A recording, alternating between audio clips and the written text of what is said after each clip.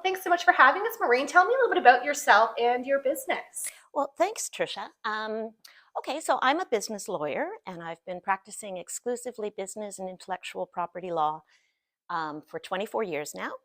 I started out at a full-service business law firm, and I went out on my own in 2008. Fantastic. And we're going to talk a little bit about trademarks today. So, can you tell a business can spend thousands of dollars designing and promoting their brands? Yes, and sometimes, unfortunately, they don't think about how they're going to protect their brand. When you create a brand, there are a couple of things you need to do first. One, the key is originality. You're trying to find something unique. Then you need to be sure that whatever brand you've chosen, you're not going to be infringing somebody else's intellectual property rights, their trademark rights in particular. A lot of people skip that step. After you've made sure that you have a distinctive brand, then you want to apply for trademark registration in order to fully protect it. And you can do that even before you're using it. You can do it while you're setting up the business. Then once you have your registration, you need to police it to make sure nobody else is infringing on your intellectual property rights.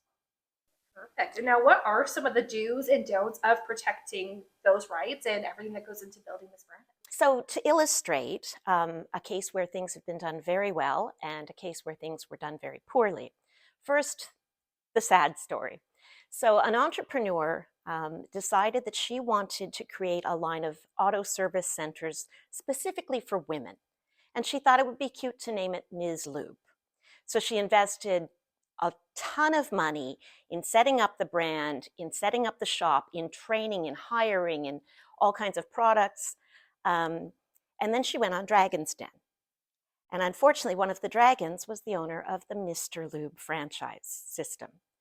And he said, right there and then, he said, "Tell me why I don't sue you for trademark infringement right now." And then he did. He sued her for $250,000. And so she lost not only all the money she had invested, all the time, all the effort, but she also created a liability for herself of $250,000. So that's doing it wrong. In another case, there was a software client that I had, and they had a great brand, and it was original, and they did all their due diligence, and they did register, and eventually a bigger player in their industry really liked their brand. They purchased it from them for a lot of money. So they created a valuable, intangible asset simply by doing trademarks right. So it can be a huge liability if done wrong, and a tremendous asset if done right. So, Maureen, if people are looking to get more information, how can they contact you? Well, they can get me at McKayLegal.com or through the chamber. Perfect. And we'll have part two coming up in about a week. Thank you.